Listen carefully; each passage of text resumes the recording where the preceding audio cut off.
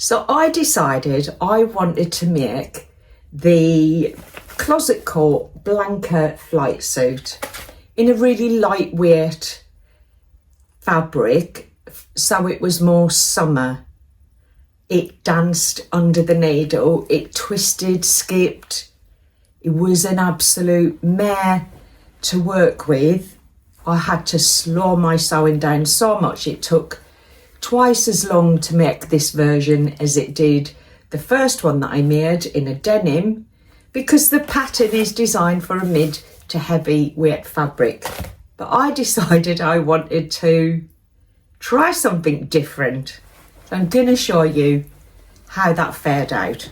I'm Julie. This is Julie Sews Her Own Clothes. Let's have a look at the Blanca flight suit. So this fabric was purchased probably a year ago from Fabric Godmother when they had a 50% sale for a short period of time. It's a really lightweight viscose seersucker. That's what it is. It's a viscose seersucker. It's super lightweight actually, and it has this lovely kind of line pattern running through it. And I thought, do you know what? Let's have a go, see what happens. Oh my word, did it test me. In saying that, I do have a finished garment that looks very much like the Blanca flight suit should look, but it took me ages. Like, honestly, every stitch it wanted to shift and move. I tried different threads, cottons. I tried different speeds to sew with. I tried the walking foot. Everything I tried, the fabric was saying, I'm still going to behave the way I want to behave. So it took a very long time, but I persevered with it. There were certain things that I didn't do that potentially I would have preferred to do because of the behaviour of the fabric. So I have the pockets, but I didn't do any top stitching on it because it was just, it was hard enough to get a neat finish without then having another line of stitching. But you know, it looks nice. I think it looks nice. The belt, I had to add medium weight interfacing to both sides of the belt so it was stiff enough and didn't just disappear into nothing when I pulled it around my waist. The pockets just took forever because it just wanted to keep moving. I put 1,000 pins in and it still wanted to move, but I think you can see that actually I did get there in the end.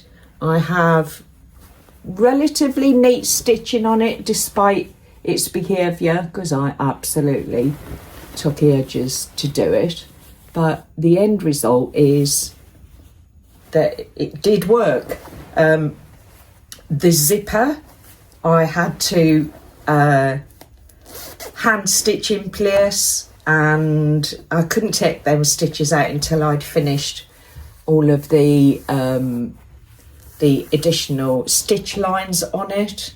I did manage to get myself a lovely little label in there, and I actually put a little zipper pull that came from the pack of goodies that I got from the Plymouth Frocktails.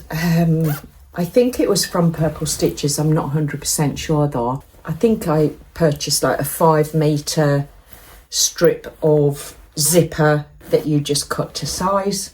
I did put a tiny hole in the bottom of the zipper with my unpicker. The unpicker spent a lot of time with this fabric and it puckered a little bit.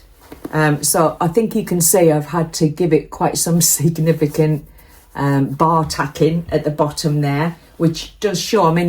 I think the colour of the thread matches really nicely, but does stand out when there's quite a bit of it. But actually, when I put it on, it looks fine. The tie belt covers that area anyway. But potentially that's the only thing that I was a little bit narked about with this make. I do have the large pockets on the back.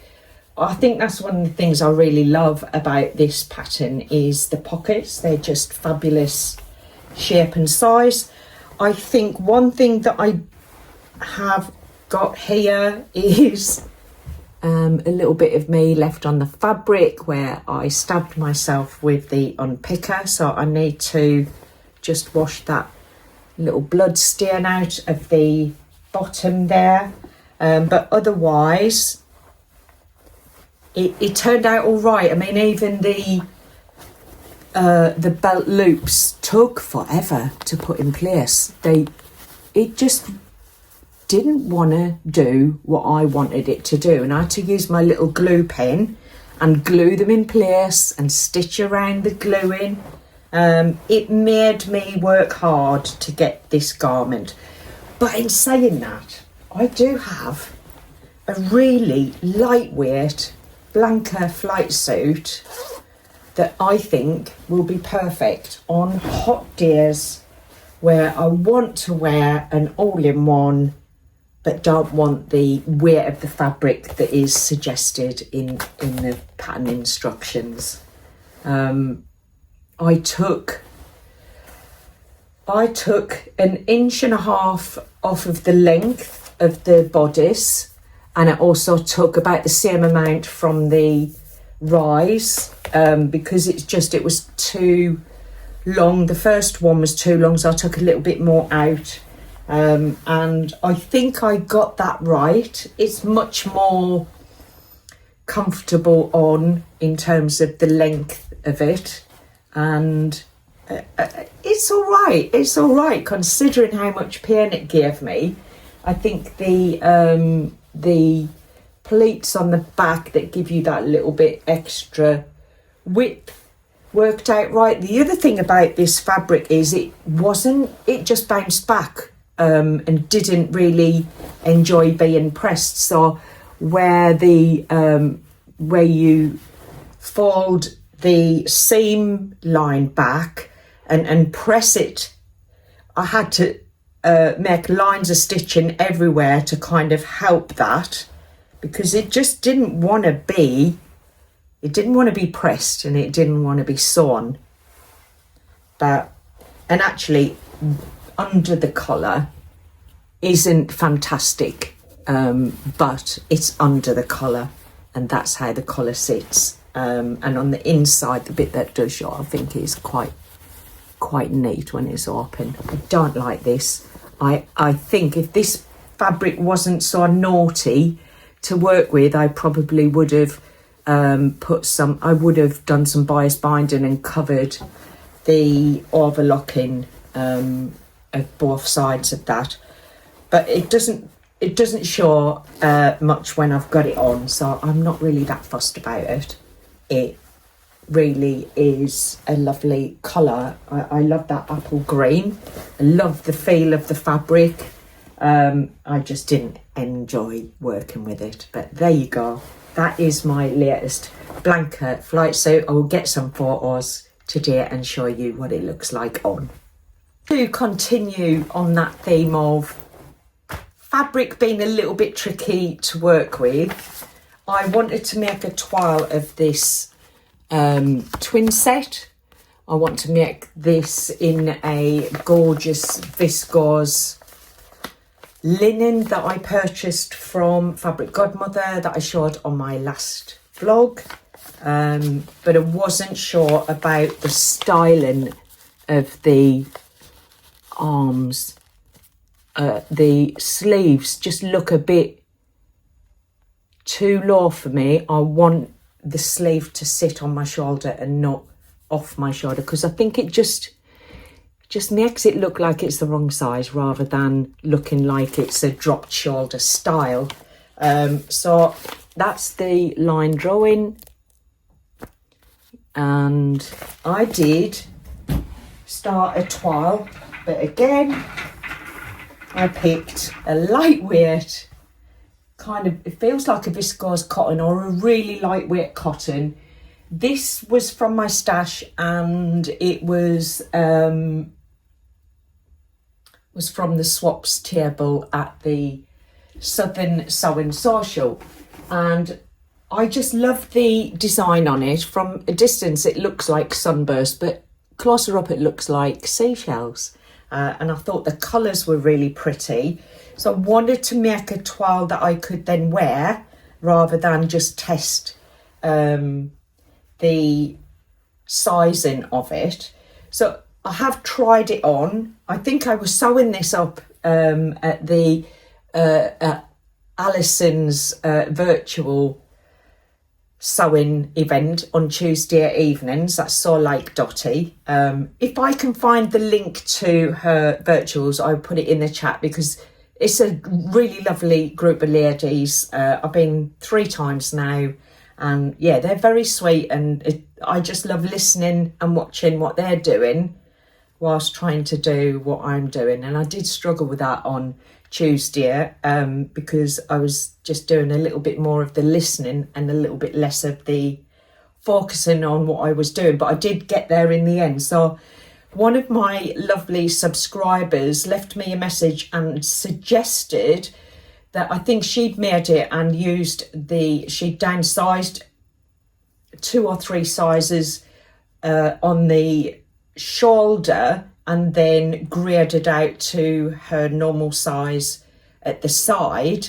And I thought, that's a really good suggestion. I'll give that a go. And so I did. So I made the size 12 of the blouse, but the shoulder seam I cut from the size 6, and I still need to take a little bit off of that. I'd say another 3/8 of an inch needs to come off of that, and then the 5/8 of an inch seam should then sit it exactly where I want it on my shoulder. So that is a work in progress. I also didn't really like where the construction order, so it has you put your collar, partially put your collar on before you do your facing, and then it just seems a bit awkward to me. So I think when I make this in the next fabric, I'm pretty sure what I'm going to do is I'm going to add the facing and then put the collar on, because I just think it'll be a neater process start to finish. I found the instructions a little bit unusual, shall we say, for how I like to do things. So I do love the shape of the collar though. It's kind of, instead of being point like a camp collar, it's much more rounded. I think it's really quite sweet. And yeah, I'm probably not gonna toile the skirt, because I'm pretty sure the skirt is straightforward, and because the rest of the blouse fits to size, I have used New Look pattern before, I'm pretty sure the size 12 will be okay for me. So now that I've got the shaping right on this, I just need to do the button placket, put my sleeves on, and then do my hemming, and I think that's definitely a wearable blouse. And it's but yeah, another really lightweight fabric, and for testing something else or something out when you just want to be quick and do it simple. I should have picked a firmer fabric that more reflects the fabric that I'm gonna use in the final version, because the linen, the viscose linen is much sturdier fabric than the one that I tried it out on. But yeah, I'm quite pleased with it. I think it lines up really well. Well, it's not, because I haven't actually put it on Annie very well, but and that was more luck than judgment, because I didn't even try. I just thought, cut the pattern pieces out, try it for size and see how it turns out. But it is quite well lined up, and yeah, not a lot to do to that to get it finished really, and then we should be good to go. Today I've also been fixing So I had, let me just grab, I had made a pair of saguaro pants, kind of lastminute.com for the Stitch Fest. I literally made these the day before I went to Stitch Fest, and I have found they are just a little bit loose on me, and the banding was just a little bit short. I'd made a shorter banding because I didn't really like the full banding. I found I've got quite a narrow space between the bottom of my ribs and my hip bone. There's not a lot of space there, and I find when they sit on my hip they kind of irritate the bottom of my rib cage, but they just didn't sit right with the shorter banding. So what I did, I took a little bit of length out of the trousers, and then I made a deeper waistband, the initial waistband size, and they sit just lower, so when I sit down they're not kind of hitting my rib cage. And this morning I opened the back up, shortened the elastic, so I literally just got to add the overlocking on that bit that I opened up again. And I have my saguaro in this gorgeous chocolate brown denim, and on the inside I just used fat quarters that I had. I think they were from a Saw Haley Jane box, but yeah, that's kind of like no one sees it but me, but I love the fact that I've got busy little bees in there. So yeah, they're much more wearable now, and I just need to literally give that a 2-second flash under the overlocker and they are good to go. So yeah, happy with them, much more wearable. I did them in full length, so I extended them. The saguaros usually come to kind of mid-calf. These are all the way down to the floor almost, so I do need a little bit of a heel to lift them off the floor. But I wanted, and I'm amazed at how, when you just follow that line for that extra 3 or 4 inches, how much wider the bottom of these saguaros are, which I really like. So I wear them with, I wore them yesterday. No, I didn't wear them yesterday. When I wore them at Stitch Fest, what did I wear them? I think I wore them with trainers, but I've got some new trainers that are kind of got a deeper sole on them, and I think they work really, really well with them. So more wearable, which is great, isn't it? I'm going to shut up now, and I'm going to tidy all of this up. I'm going to get out in the garden, and I'm going to do some gardening in the sunshine, and then hopefully spend a little bit of time with Chris this afternoon. So I'll pop all the photographs in now, and I will catch up with you next time. Take care. Bye.